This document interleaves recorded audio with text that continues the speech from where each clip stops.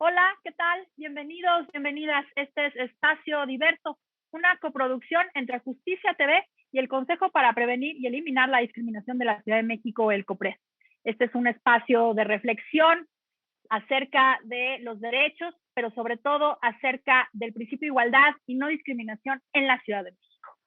El día de hoy vamos a platicar sobre la última encuesta sobre discriminación de la Ciudad de México que publicamos desde el COPRED en conjunto con Consulta Mitofsky. El pasado 26 de noviembre, justo en el marco de nuestro 10º aniversario, presentamos esta encuesta EDIS 2021, la cual pretende servir no solo como un termómetro de la capital del país con respecto a la discriminación, sino como un mapa de ruta para el trabajo de los próximos años de este consejo. El COPRED ha levantado esta encuesta en 3 ocasiones, en 2013, 2017 y 2021, por lo que además nos permite plantear un enfoque comparativo indispensable para comprender el desarrollo del fenómeno discriminatorio y las narrativas que se generan a su alrededor en la capital. La EDIS es una encuesta que mide, por un lado, la percepción con respecto a los derechos humanos, la discriminación y el trabajo de las autoridades, y por el otro, la prevalencia de la discriminación de las personas encuestadas. De esta forma, la EDIS nos permite no solamente mirar los datos uno a uno, sino ir correlacionando las respuestas entre sí y poder analizar de maneras mucho más profundas cómo percibe la población las prácticas discriminatorias. Sus 3 ediciones han sido levantadas y procesadas por Consulta Mitofsky.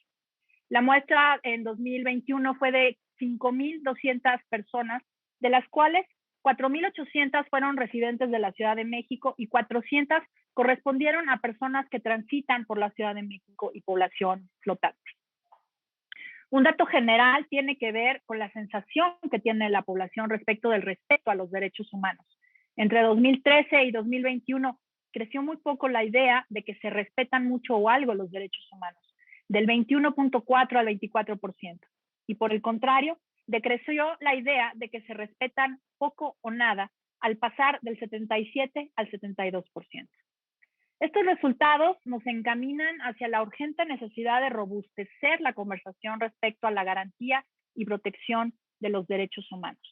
Sobre esta perspectiva y otras que han salido de esta encuesta, pues tengo 2 invitadas estupendas el día de hoy que son parte del COPRED. Primero presento a la catedrática Tatiana Alfonso, quien es académica del ITAM y además asambleísta consultiva del COPRED, y a la doctora también Jessica Aznar Molina, subdirectora de investigación del COPRED. Ambas investigadoras, ambas doctoras en temas relacionados con la discriminación, quienes conocen el procesamiento y el entendimiento de los datos, y me encantará platicar con ustedes. Y nos acompaña en la interpretación de lengua de señas Noé Romero. Noé, muchas gracias por hacer este programa accesible. Y bueno, pues justo un poco para empezar a hablar sobre la EDIS y la importancia que tienen estas 3 ediciones de la EDIS para el trabajo que realiza el COPRED, pues me gustaría, Jessica, que nos platicaras un poco de estos procesos y qué otros datos generales también podríamos ir resaltando durante este tiempo, digamos. ¿Qué es lo que te brinca, sobre todo con respecto a 2013, 17 y 21? ¿Qué es lo que más te llama la atención de esta última edición de la encuesta? Muchas gracias por la invitación, Geraldina. Tatiana, buenos días, buenas tardes. Bueno, pues es un instrumento que al COPRED realmente le ha dado insumos precisamente para las acciones que tiene que realizar en función de política pública. Recordemos que la discriminación es un problema público y de ahí tenemos que partir, ¿no? Para poder interpretar, analizar esta encuesta. Una de las cuestiones es que los 3 niveles de gobierno, ¿sí? Tienen que realizar acciones distintas enfocadas a la discriminación, pero recordemos que la discriminación está relacionada con la desigualdad social, desigualdad estructural. Entonces, si bien esta encuesta, que tiene alrededor de 240 variables que se reparten en 4 secciones, parecería que es una encuesta pequeña, ¿no? Pero finalmente genera mucha información porque nos da cuenta de cómo está pensando, percibiendo las personas, la ciudadanía respecto al trato, ¿no?, que le dan las otras personas, las instituciones, o bien en su relación cotidiana, en la comunidad, en el hogar, en la calle, ¿sí? En distintos ámbitos.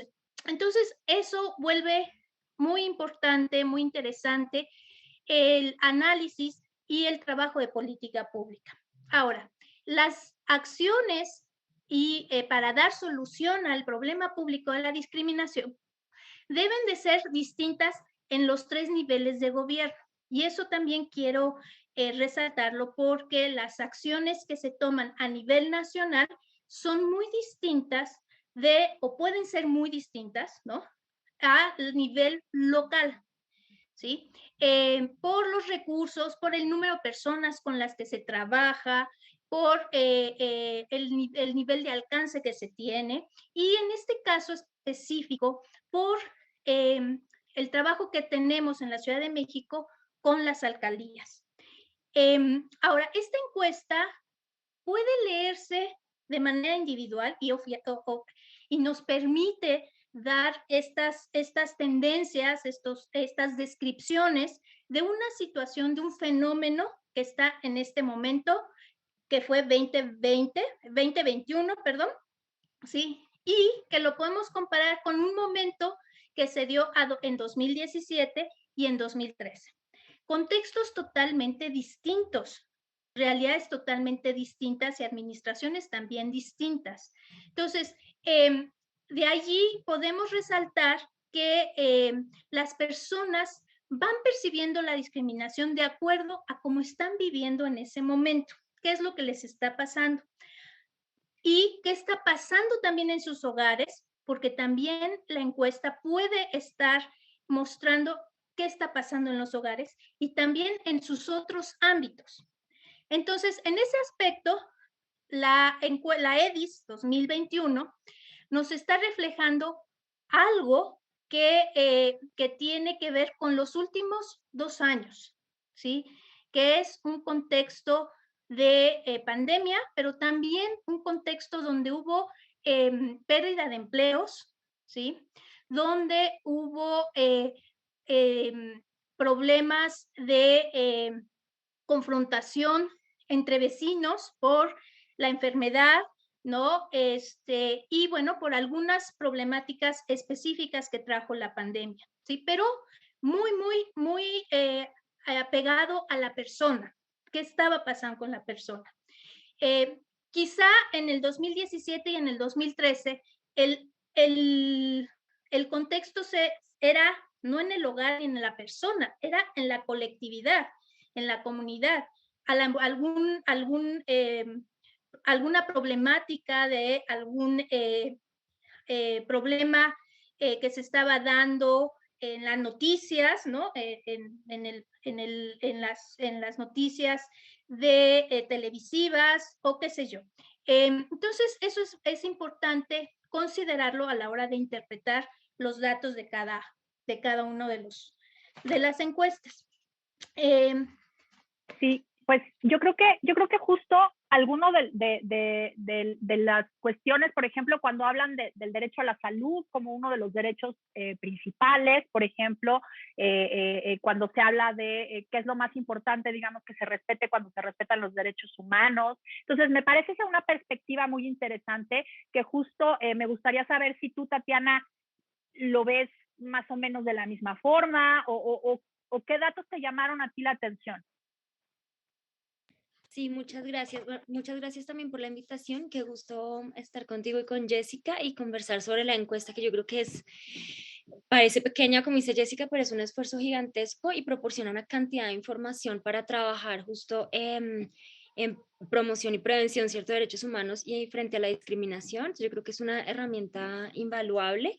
Ahora, a mí justamente esto que mencionas me llamó mucho la atención en los datos de esta versión y creo que es importante resaltarlo justo para entender qué nos dice sobre el contexto cambiante y un poco sobre lo que la pandemia ha hecho con respecto a la percepción en temas de discriminación y derechos humanos. A mí en particular me llama la atención que en estas preguntas de asociación, ¿no?, sobre cuáles son los derechos más importantes, que igual ya es una pregunta compleja porque obliga a la gente a jerarquizar. Obviamente salud sale, ¿no?, como lo más importante en esta versión versus otros derechos mencionados en las versiones anteriores, que claramente se relaciona con el contexto de la pandemia, pero que nos hace movernos en una dirección de la política pública y de la agenda pública importante para pensar la discriminación ya no en términos individuales, ¿cierto? Y de actos concretos, sino en términos estructurales. Y yo creo que eso es muy importante, creo que es un efecto obviamente de la pandemia, pero que la encuesta lo muestre nos da una herramienta más para decir, mire, esto ya lo sabíamos, ¿sí? Teóricamente lo sabemos, pero los datos también nos están mostrando que la gente se da cuenta, digamos, que el tema de la discriminación y los derechos humanos no es un asunto individual, ¿no?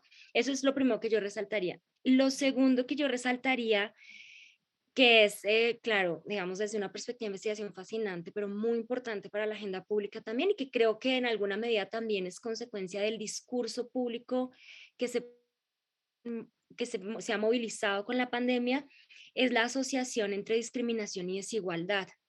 Sí, que digamos, obviamente que uno tendría que hacer el cálculo, seguramente Jessica ya lo ha hecho, para ver, digamos, qué tan significativas son las diferencias con respecto a las versiones anteriores, ¿no? Pero el solo hecho de que ya puntúe mejor, mejor en el sentido que es más visible y que es la primera asociación que las personas marcan en la encuesta, nos muestra que efectivamente estamos, por lo menos en percepción, trascendiendo esta idea de la discriminación como fenómeno aislado, como individual, como asociado a las conductas de una persona, para entender el fenómeno social que está debajo. ¿Sí? Que es la desigualdad. Y yo creo que eso tiene que ver con que en la agenda pública la pandemia sí nos ha puesto a pensar en desigualdad y en desigualdades estructurales, que creo que lo hemos conversado antes, ¿no? Es un tema que no se mencionaba muy marginalmente y de repente con la pandemia todo el mundo gira con, digamos, distintos niveles de conocimiento y comprensión, por supuesto, pero sí hace que entonces nos tengamos una herramienta para ocuparnos de eso en la agenda pública, ¿sí? Que no es solamente la manifestación, discriminación, sino el fenómeno que subyace, ¿no? Ahora, también quisiera mencionar en esta sección algo que me llama la atención, que creo que es menos o es un poco más preocupante, pero puede tener que ver con el diseño del instrumento o con las respuestas, no, y es este dato sobre la asociación más básica o sea, con qué asocia los derechos humanos, ¿no? Y entonces, esta idea que es un dato muy, pues la asociación más grande en los datos agregados es con derechos de los ciudadanos. Y el término ciudadanos nos marca algo, por lo menos de atención, ¿sí? Ahora, de nuevo, puede tener que ver con el diseño del instrumento, ¿cierto? Pero en el contexto de la pandemia también hemos visto cómo muchos actos de discriminación cabalgan sobre las líneas de la nación, ¿cierto? Sobre las divisiones de la nación. Y eso es preocupante porque lo que puede estar marcando es cómo fenómenos como la xenofobia se pueden incrementar a la vez que eh, sube la percepción y la preocupación sobre otro tipo de derechos, ¿no? Entonces, como claro, la discriminación tiene que ver con la desigualdad, pero al mismo tiempo estamos pensando que los derechos humanos son de los ciudadanos y no de las personas. Y creo que eso, o sea, obviamente que es una inferencia de largo alcance, ¿cierto? Y uno la tiene que ver en detalle con los datos y los microdatos y el instrumento, pero sí hay un tema para pensar ahí sobre la forma en que justamente el contexto de la pandemia también nos ha marcado las divisiones nacionales de una manera muy fuerte y lo hemos visto, ¿cierto? Y en el COPRED fue muy claro, sobre todo con el comienzo de la vacunación, cómo la línea de la nacionalidad comenzó a marcar una distinción que llevó a actos y fenómenos de discriminación preocupantes, problemáticos, que implicaban restricción en el acceso al derecho a la salud, digamos, a través de la vacuna, ¿no? Ahora, en los siguientes bloques vamos a hablar de otros temas. Yo creo que eso como de los datos generales y los primeros es lo que yo resaltaría. Creo que hay varias ideas interesantes y datos interesantes con respecto a la distribución en la ciudad, que seguro lo vamos a tocar en los otros módulos. Y También, obviamente, como las nuevas preguntas, digamos, dentro del instrumento que no necesariamente podemos comparar con lo que teníamos antes, pero que nos comienzan a dar una buena línea o pues una buena, es un buen medidor, digamos, de por dónde van la percepción, que de nuevo nos lleva a pensar cómo estamos articulando los discursos públicos, ¿no? Entonces, para no adelantarme con los otros módulos, lo último que yo diría en esta sección es que el otro dato muy importante, interesante de esta versión con respecto a las anteriores es la de las causas, ¿no? Que creo que ahí hay pues una marcada preocupación o conciencia, por lo menos de los ciudadanos, de la pobreza, digamos, porque por supuesto también es un fenómeno que ahora está, que no podemos ignorar más, que la pandemia nos ha puesto muy de frente. Y por supuesto, digamos, llevando el barco hacia mis propios puertos, digamos, el tema obviamente del color de la piel que apunta al discurso que ha sido muy importante que se haga visible en México y en la Ciudad de México en particular sobre el racismo y la discriminación que surge, digamos, del sistema de creencias racista, etcétera. Entonces, pues yo lo dejaría ahí por ahora para las siguientes. Gracias. Gracias a las dos. Yo creo que algo que a mí también me ha llamado mucho la atención justo en esta perspectiva comparativa con respecto a qué es lo primero que viene a la mente cuando se menciona discriminación, el hecho de que la gente hable de desigualdad, porque justo revisando las respuestas, son menciones espontáneas, eso hay que decirlo, que son menciones espontáneas, que se van agrupando, digamos que la consulta Mitofsky lo que hace es agrupar en ciertos conceptos cómo va la gente respondiendo.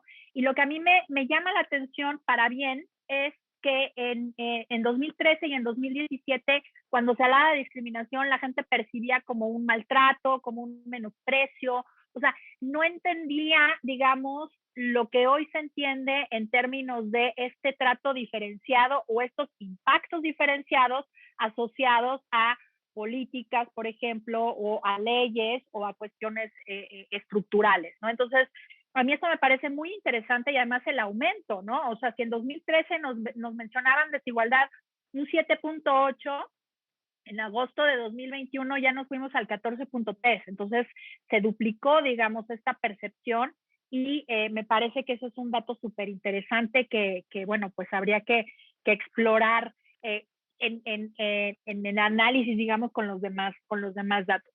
Y lo otro que mencionaba Tatiana con respecto a cuando se escucha el término derechos humanos, también aumentó mucho el tema de derechos de los ciudadanos, ¿no? Del 10.5 en 2013 al 22.4 en 2021. Y yo creo que además de lo que mencionaba Tatiana con respecto al tema de la nacionalidad, también algo que se reflejó durante la vacunación, y no me refiero a las estrategias de vacunación, sino a la percepción ciudadana de quiénes tendrían que ser vacunados, vacunadas primero, es en esta contribución a la ciudadanía. Esto es, no solamente las personas nacionales mexicanas, sino las personas que se entienden como ciudadanos en términos de que contribuyen. Y por lo tanto, las poblaciones callejeras o personas en situación de calle y las personas privadas de la libertad, por ejemplo, no tendrían por qué ser vacunadas en primer lugar porque no contribuyen con esta ciudadanía. ¿Me explico? Entonces, sí es una perspectiva preocupante en estos términos, porque obviamente sabemos que la pandemia lo que hizo fue recrudecer estos nacionalismos exacerbados que llevan al absurdo de pensar que una persona no nacional no tendría derecho a una vacuna, inclusive y aun cuando son personas que necesitan la vacuna en primer lugar, justamente, por ejemplo, por tratarse de poblaciones en situación de movilidad, migrantes, que necesitan estar protegidos con mayor grado, digamos, que las personas que tenemos el privilegio de podernos quedar en casa. Vamos a hacer un corte y me gustaría que regresáramos en el siguiente, pues para seguir analizando esto y sobre todo ya en la parte de percepción, que a mí me parece que hay mucho que tenemos que conversar ahí. No le cambien, estamos hablando de la EDIS 2021 y estamos en Espacio Diverso. Ahorita regresamos.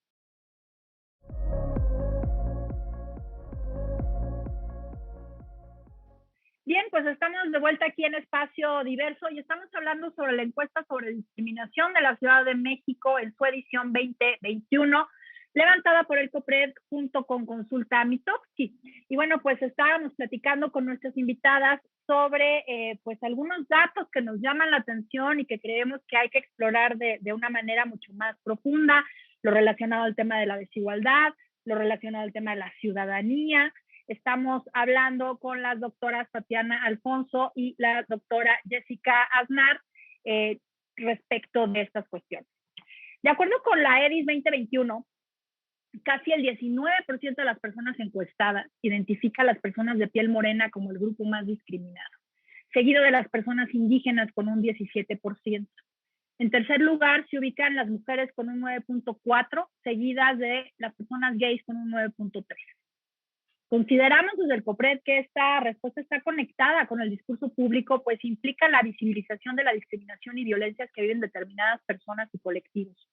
Si a los primeros dos grupos, además de personas de piel morena o con tonalidad de piel morena e indígenas, le sumamos el 1% de las personas afromexicanas o afrodescendientes, llegamos a un 36.5%. Por lo tanto, vemos que en la percepción son las personas racializadas, las personas de piel morena, las personas afro, las personas indígenas, quienes son en la percepción de la ciudadanía, bueno, de las personas que viven en la Ciudad de México, para justamente escapar de este concepto que estábamos mencionando hace rato, quienes son las más discriminadas. Lo mismo sucede si sumamos los resultados de las mujeres, que además evidentemente cruzan por todos los grupos, ¿no? Digo, si somos el 51% de la población. Sumamos mujeres lesbianas, empleadas embarazadas, madres solteras, llegamos a un 13.3%. Entonces, creemos que las narrativas generadas principalmente gracias a colectivas antirracistas de la diversidad y feministas, pues han logrado visibilizar justo la urgencia de prevenir y eliminar la discriminación hacia las personas por sistemas racistas y patriarcales. En ese sentido, Jessica, ¿recuerdas el estudio que se publicó a partir de la EDIS de 2017, en donde justo una de las grandes conclusiones es que las personas, digamos, más discriminadas o que más en situación de vulnerabilidad se encuentran son las mujeres pertenecientes a alguna comunidad indígena? ¿Cómo ves?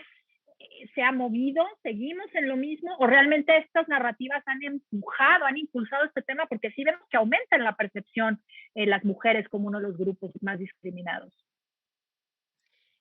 Sí, yo, quiero precisar, ese estudio se hizo con un modelo estadístico de cuadrantes y precisamente se pusieron distintas variables para dar perfiles, para modelar perfiles de quienes tienen mayor probabilidad de ser discriminadas en la Ciudad de México. Ese fue un primer ejercicio precisamente para trabajar mejor la encuesta y ver más allá del dato descriptivo que se genera con los primeros tabulados. Efectivamente, la probabilidad de ser discriminados en esta ciudad con aquel instrumento del 2017, con aquella encuesta, era ser mujer indígena, ser indígena, proveniente de otra entidad federativa y tener años de escolaridad bajos o números de años, pocos números de años. Esa era la probabilidad de ser discriminada. Ese fue el ejercicio en ese momento y fue interesante ver cómo, de acuerdo, obviamente también al lugar o a la demarcación territorial, también había probabilidad, no tan significativa, pero sí había indicios de que podía también haber una probabilidad de si pertenecía a la alcaldía de Iztapalapa o a la alcaldía de Milpa Alta o a la alcaldía de Xochimilco.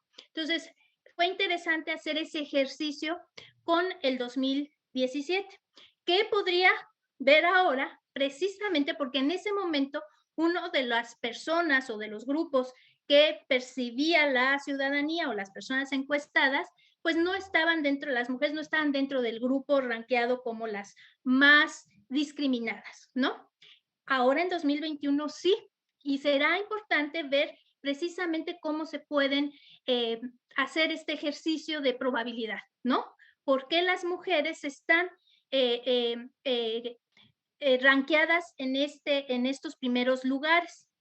Ahora, la cartografía también permitió ver y vislumbrar precisamente cómo las personas indígenas y afrodescendientes, utilizando la encuesta intercensal del 2015, ¿sí? Todavía no teníamos el censo del 2020, pero será muy importante también ver cómo se plantea, se ve, se mapea, ¿no?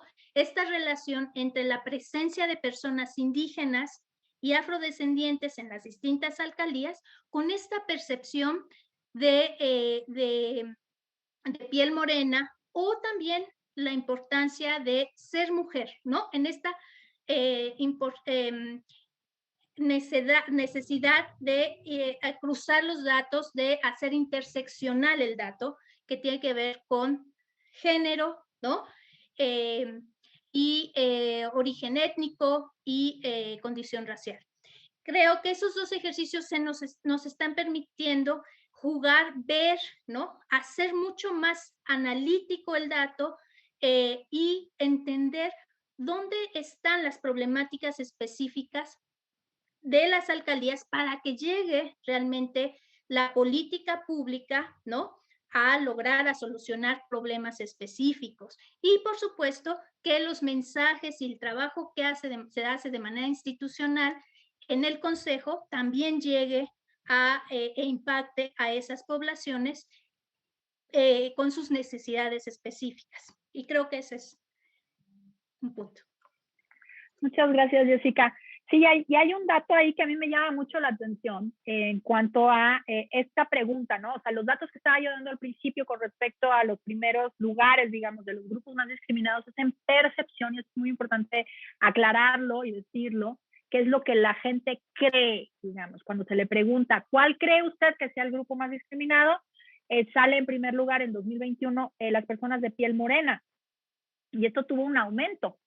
De 2013 a 2017 aumentó del 10.7 al 18.7. El segundo lugar en 2021 son las personas indígenas, y este tuvo una disminución muy importante. En el 2013 era el 24% y en agosto del 21 el 16.8%. Yo sé que te voy a hacer la pregunta del oráculo, Tatiana, pero ¿por qué crees que haya pasado esto? O sea, tendrá que ver una interpretación que tenemos, y no sé si es equivocada, es que se trasladaba las prácticas discriminatorias a las personas indígenas por considerarlas fuera, digamos, excluidas de las sociedades, como a ellas son a las que se les discrimina, ¿no? A nosotros no. Y hemos logrado colocar como sociedad el discurso del racismo más allá de un tema de pertenencia étnica. No sé si va por ahí o tú cómo lo ves. No, muchas gracias. Menos mal que me hiciste esa pregunta porque justamente quería como que lo conversáramos. Hay dos datos relacionados con esto que mencionas que son muy paradójicos, y hay unas, obviamente que tenemos formas como de analizarlos.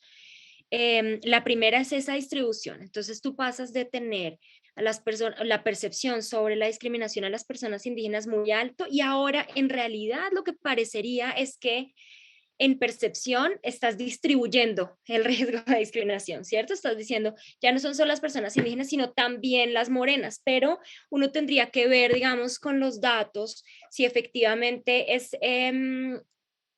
razonable pensar que simplemente estás distribuyendo, ¿no? O que hay una adicional, digamos que el color de piel es una adicional, porque lo que puede estar pasando es que le quitas peso a las personas indígenas y pasa, digamos, a las personas por el color de piel. Ahora, que si estuviéramos, o sea, si eso nos estuviera midiendo discriminación efectiva, no solo percepción, entonces eso lo que significa es que estamos pues frente al tema que es muy, complejo en América Latina y muy importante visibilizarlo y tenerlo claro a cómo combinamos las categorías de identidad con las formas de identificación de las personas que generan discriminación, ¿cierto? Entonces tú tienes unas personas que dicen, como tú señalas, las personas indígenas, como en el imaginario de los ciudadanos y las ciudadanas, es un grupo discriminado, esas son las más discriminadas. Pero ahora cuando haces, digamos, cuando tienes tanta visibilidad del discurso sobre el color de la piel y la discriminación, entonces la gente dice, ah, estas también, ¿cierto? Pero si tú lo fueras a medir de verdad, puede ser que sea el mismo grupo de población discriminada y que en la percepción sea el mismo. Es como, ¿por qué? Porque si las personas indígenas tienen el color de piel más oscuro, pues estás ante el mismo, ¿no? Entonces puede ser que estadísticamente estés distribuyendo, digamos, la percepción, ¿sí? Esa es una posibilidad. Ahora, por supuesto que tiene que ver en todo caso con la importancia del discurso público y la agenda pública que se ha movido un poco más. Yo creo que, digamos, es un asunto que claramente tiene que ver con la intercensal, menos un poquito con el censo y como con una cantidad de colectivos y colectivas que efectivamente han visibilizado y también, digamos, ciertos grupos de investigación que han visibilizado que el color de la piel es relevante y no solamente la categoría identitaria, ¿sí? Que en América Latina, digamos, lo que pasa es que coinciden procesos de racialización con procesos de diferencia étnica y entonces ahí pues tenemos indígenas y personas de color de piel oscuro que son, digamos, las mismas personas, ¿cierto? Somos las mismas personas. Ahora, digamos, al margen un poco también de el efecto positivo que tiene que en el discurso público estemos manejando que hay discriminación por color de piel y que eso es relevante, yo sí creo que el otro dato que nos debe llamar mucho la atención y que me dice a mí que no estamos avanzando tanto como quisiéramos o que no, tenemos un área de oportunidad ahí, es el contraste entre el dato en donde la gente dice el color de piel es la segunda causa más importante o más común de discriminación, pero cuando ves la explicación del racismo es la última. Entonces hay algo que tenemos separado, ¿no? Entonces tú tienes el color de la piel es muy importante, como es muy, como una causa muy común de discriminación, pero no es racismo. Entonces, bueno, entonces si no es racismo, ¿qué es? ¿Sí? Y entonces eso lo que significa es que estamos viendo la punta del iceberg en términos de percepción, ¿cierto? Pero no estamos entendiendo lo que hay debajo.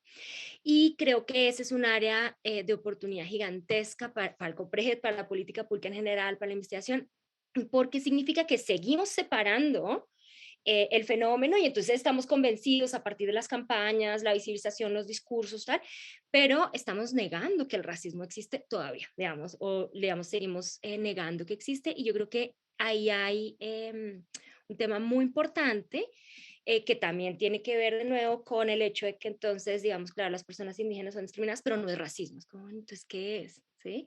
Y entonces de nuevo vamos, no, es que es clasismo, no es solo clasismo, ¿sí? Y entonces creo que eso es importante en los datos, importante para fijarnos, ¿no? Y el otro que también quería señalar con respecto a tu pregunta es este tema de la relación entre el grupo más discriminado y la distribución geográfica, ¿verdad? Que seguramente en la cartografía y con los modelos podríamos haberlo predecido, ¿no? Entonces, claro, como dice Jessica, es interesante ver si efectivamente en términos de percepción coincide, pero en donde creo también que es muy importante y es un área de oportunidad para pensar esta relación de, bueno, antes eran los indígenas, ahora hay indígenas, color de piel, tal, mucho menos personas afromexicanas y afrodescendientes, lo cual igual nos marca que seguimos negando que en México hay personas afromexicanas y que afrodescendientes no son solamente las personas migrantes que vienen del Caribe, ¿sí? Bueno, digamos que hay, pero el tema es tratar de entender también cuál es la proporción de personas de ese grupo que se considera más discriminado en cada alcaldía, de manera que uno pueda valorar ya en términos teóricos la explicación, ¿sí? O sea,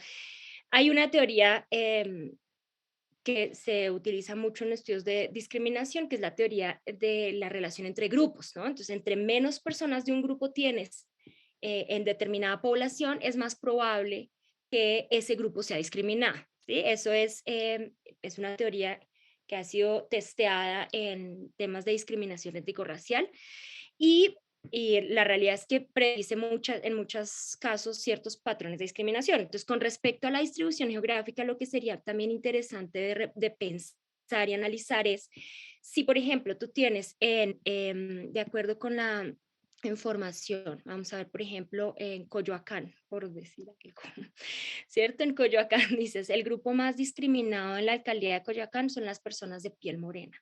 Entonces, claro, ¿qué nos diría esta teoría de los intergrupos, ¿no? De los entregrupos? Que eso es muy probablemente pasa porque Coyoacán es mucho más blanco que otros, ¿sí?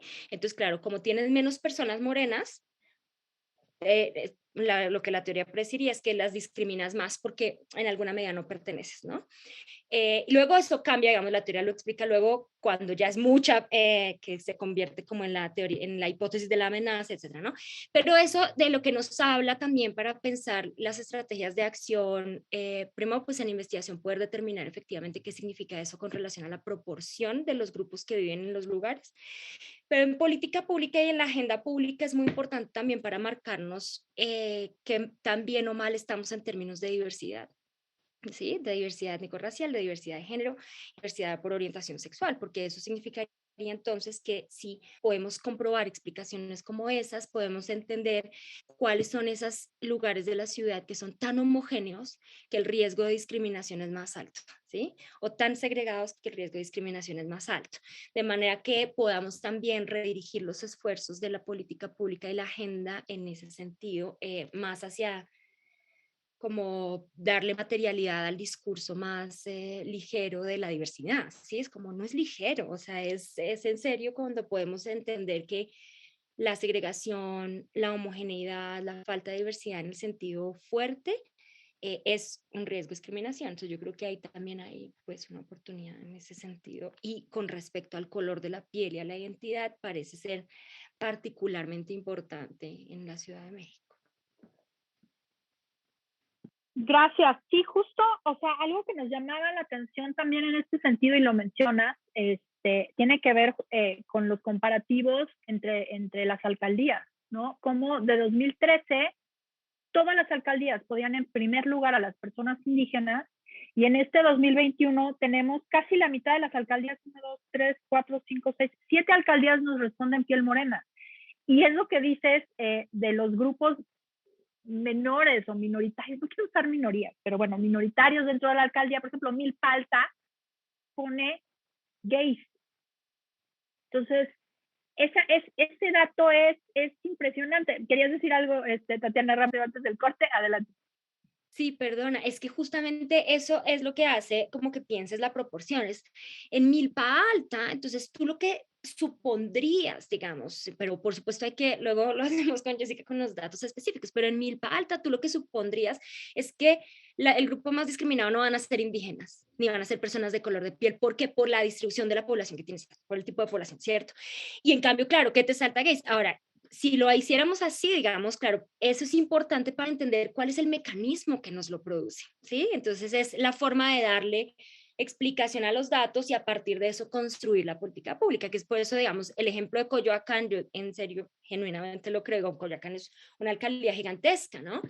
Pero efectivamente es más homogénea en términos de color de piel que otras. ¿Sí? Y así sucesivamente. Entonces, eso nos permite teorizar, explicar, entender y construir agenda a partir de la relación entre los grupos. Claro, sí, pues vamos a hacer rápido un corte y quiero regresar con Jessica justo con este tema y más o menos cómo se veía en la cartografía que publicamos el año pasado justo sobre la EDIS de 2017. Estamos en Espacio Diverso, no le cambien porque está buenísima la charla. Ahorita nos vemos.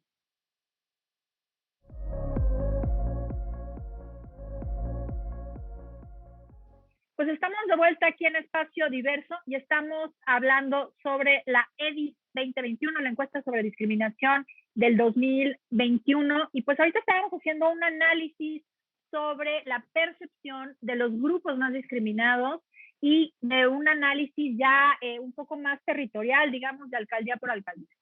El año pasado en COPRED publicamos la cartografía de la discriminación, en donde desde el área que coordina la doctora Jessica Aznar, se hizo un análisis de la EDIS 2017 para entender cómo funciona el fenómeno discriminatorio en cada una de las alcaldías de la Ciudad de México.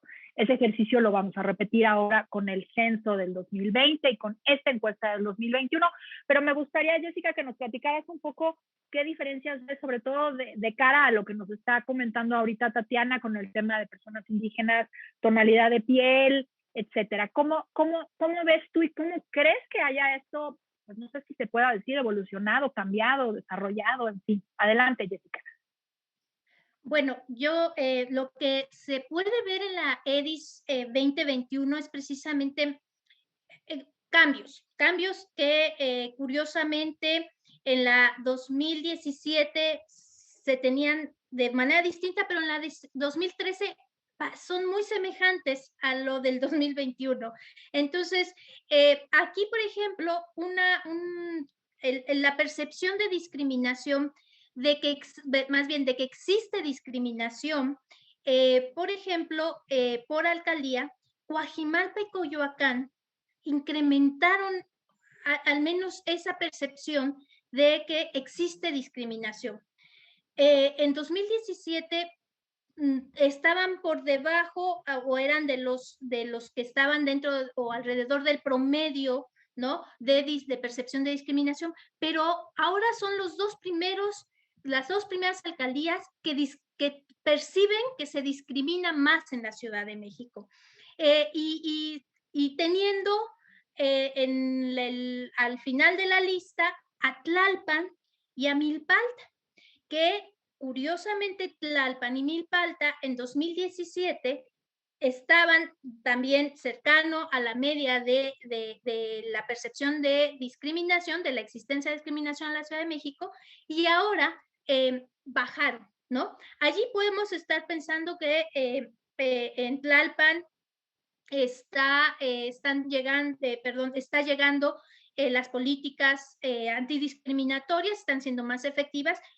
Resulta que Milpalta, siendo una de las alcaldías con mayor proporción de condiciones en pobreza de la Ciudad de México, con niveles de escolaridad bajos, ¿no? Que es lo que nos muestra la cartografía, ¿no? Tanto en 2017 como un rastreo más o menos por alcaldía ya en el censo 2020, está percibiendo menos discriminación, ¿sí?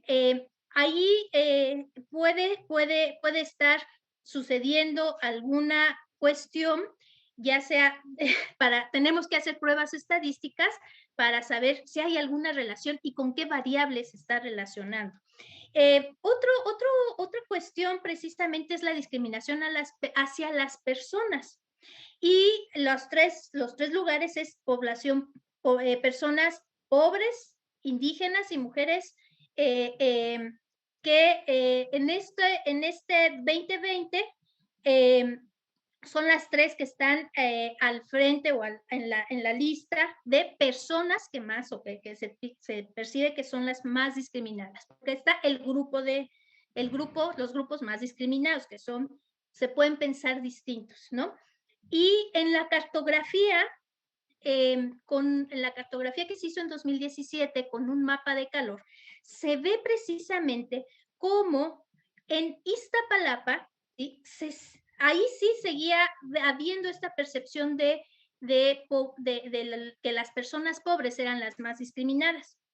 En Benito Juárez eran las personas indígenas y en Iztapalapa eran las mujeres. En el caso de Coajimalpa, por ejemplo, eran las trabajadoras sexuales, en Coyoacán eran las personas travestis y en Milpalta eran los gays. Entonces, sí había como un poquito más de diversidad cuando se toma esta variable de personas más discriminadas. Cuando son grupos, entonces cambia la distribución. Y ahí creo que en la cartografía, ahora con la cartografía que se va a utilizar el censo del 2020, sí es necesario revisar, por ejemplo, la variable de grupos de edad, por ejemplo, ¿no? La variable de escolaridad, el número de años estudiados, precisamente para ver si hay alguna relación con esta percepción de piel morena, ¿no? y si se está incorporando esta noción de la racialidad en los jóvenes, ¿no? Y en los grupos con más años de escolaridad. Y también, bueno, mapear si en la Ciudad de México de alguna manera hubo cambios en la distribución de la presencia de población indígena, tanto que se autopercibe como las personas que hablan alguna lengua indígena y las personas afrodescendientes, precisamente para ver cómo se está manejando percepción de la piel morena. Y finalmente, un detalle, por ejemplo, la experiencia de discriminación, que también es un elemento importante, verlo, las relaciones geográficamente. Milpalta y Xochimilco, que son las dos alcaldías con mayores condiciones de pobreza y que tienen promedios de estudio más bajo, el lugar donde les discriminan es el trabajo y la calle. Pero sabemos también que las actividades que se realizan laboralmente no necesariamente tienen que ver con una empresa, pero sí pueden ser con actividades agrícolas. Entonces, ¿dónde está allí el tema de discriminación en el trabajo, ¿no? La relación, cómo se está discriminando en esas actividades específicas comercial, en donde está el sector comercial o el sector agrícola. Y en la encuesta 2021, en la EDIS 2021, también hubo una generalidad de respuesta que en Milpalta y Xochimilco fue la discriminación en el trabajo, ¿no? Y es interesante porque entonces la diferencia que hay con Miguel Hidalgo o con Coyoacán, como dice Tatiana, ¿no? Que son alcaldías que tienen menos condiciones de pobreza, más nivel de escolaridad en la población, la discriminación en el trabajo, ¿qué supone? ¿Dónde está? ¿No? Y que, bueno, hay distintas variables que tendríamos que revisar, junto, por ejemplo, con los motivos de discriminación. Por ejemplo, Milpalta dice que en el lugar de trabajo se discrimina más y en la calle. Y los motivos son sobrepeso, tonalidad de piel y y edad. Entonces, ahora, ¿no? Se conforma de otra manera la percepción, está construyendo desde otro lugar la percepción, porque el sobrepeso ahora en 2021 bajó, ¿no? ¿Qué está sucediendo con estas motivos, con estas formas de interactuar también dentro de estas alcaldías? Y eso es parte de la cartografía. Muchísimas gracias, Jessica. Pues sí, la verdad es que a mí me parece súper interesante y me parece interesante estos cruces entre la percepción y el testimonial, ¿no? Me gustaría pasar contigo en el tiempo que nos queda. Tatiana, nos quedan solo 5 minutos, pero sí me gustaría tu percepción sobre los testimoniales de la discriminación. Creo que me estás espiando porque ese era mi comentario del cierre. No, yo sí creo que hay una cosa muy llamativa, es como un hilo para jalar, que es el contraste entre la percepción y el testimonial, ¿sí? Porque entonces, claro, sube la percepción, pero baja el testimonial. Es como, o sea, es a otros, a los que discriminan, ¿no? Que de ahí, digamos, podemos sacar también unas preguntas interesantes para entender la diferencia entre las proporciones que mencionaba Jessica del grupo más discriminado versus las personas más discriminadas. Porque siempre, digamos, en temas de discriminaciones, es como es a otros, les pasa a otros, ¿no? No me pasa a mí, y de ahí además luego vemos como la distribución de responsabilidades. Y entonces el punto sobre esos otros es cómo me considero yo, ¿no? Entonces por eso, digamos, y ahí la diferencia entre grupos y personas, creo yo que hay una hipótesis interesante para testear y para entender, digamos, también cómo las personas se posicionan frente a la identidad y a las prácticas de discriminación. Ahora, lo otro que también me parece llamativo de ese contraste entre la percepción y el testimonial es las causas. Entonces, claro, dentro de los que percibo más discriminados son los indígenas y las personas de color de piel más oscura, pero a mí me discriminan por la forma de vestir, lo cual significa, digamos, que tenemos un proxy que siempre también pasa por menos en temas de discriminación étnico-racial con clase social, porque por desigualdad estructural están asociadas en la percepción de las personas, ¿no? Pero entonces tú dices, es a los indígenas a los que discriminan o por el color de piel, pero yo no, yo soy más clarito o más clarita y me discriminan por cómo me he visto. Entonces, de nuevo, estás negando como el tema del racismo y la discriminación racial y cambiando el proxy a un asunto más de clase social, y yo creo que ahí hay muchísimo por explorar en términos, digamos, del discurso y la agenda pública. Es muy importante también comenzar a mostrar un poco cómo opera en ese caso la discriminación y, digamos, que obviamente uno tiene los datos aquí desagregados, pero el fenómeno viene un poquito combinado y ahí hay como varias pistas para seguir, ¿no? Y finalmente yo diría y resaltaría como de esta diferencia entre la percepción y el testimonial, que la otra línea que es muy importante que exploremos y entendamos es el contraste que tenemos entre estos datos de percepción y de testimonios versus lo que realmente recibimos, ¿cierto? Lo que la institución recibe como queja, que tiene que ver, pues obviamente, con la forma en que uno articula los esfuerzos institucionales con respecto al problema más amplio y con la capacidad de incidencia, porque puede ser que las personas efectivamente pues tienen esta percepción altísima de discriminación y sin embargo, como muestra la distribución de responsabilidades, no denuncian, no acuden a las instituciones, etcétera, etcétera, de manera que hay siempre una brecha importantísima, obviamente, entre la percepción y lo que realmente podemos decir. Es como, estos son los hechos que podemos documentar.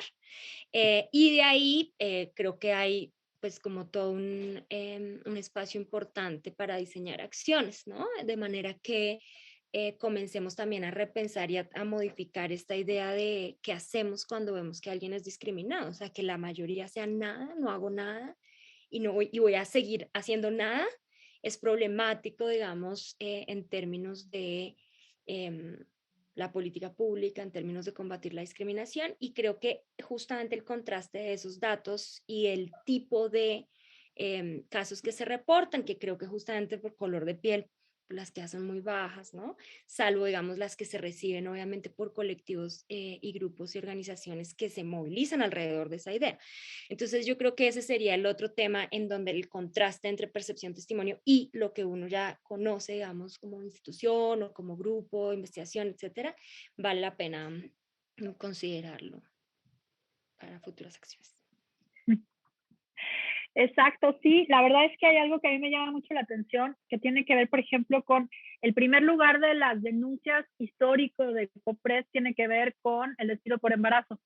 Y cuando preguntamos en percepción si consideran que las empleadas embarazadas son discriminadas, nos contestan la mitad de las personas contestaron que no son discriminadas y luego colocaron en el grupo 29 de 39 a las mujeres embarazadas o las empleadas embarazadas también, ¿no? Entonces, esto es algo que nos choca. Y por el otro lado, denuncias por racismo, digamos, directamente de personas indígenas o de personas que han sido discriminadas por su tonalidad de piel, tenemos una o dos. Entonces, ahí pues sí tenemos una disonancia que sí tenemos que trabajar. Y otra cosa que me llama la atención y que es lo que mencionabas, Tatiana, en el testimonial también hay una segunda pregunta, ¿no? ¿Alguna vez ha sido discriminado alguien cercano, alguien cercano, como un familiar, amigo, conocido? Y ahí sí el primer lugar otra vez es color de piel, ¿no? Entonces, las personas, y es lo que atribuimos que no haya denuncias, que las personas no se atreven a denunciar su propia discriminación por racismo. Y con esto vamos a tener que cerrar el programa porque ya se nos fue el tiempo, pero creo que nos da para conversar bastante sobre el tema del racismo y la importancia de seguir discutiendo de eso en nuestro país y en nuestra ciudad en particular, porque todavía seguimos con la cuestión de que en México no hay racismo. No, sí hay, existe y sigue siendo un sistema de opresión que vive en las relaciones de las personas en todos los ámbitos en este país. Con eso cerramos este espacio diverso. Les doy las gracias a nuestras invitadas, a Noé por la interpretación y pues nos vemos en la próxima. Muchísimas gracias. Cuídense mucho.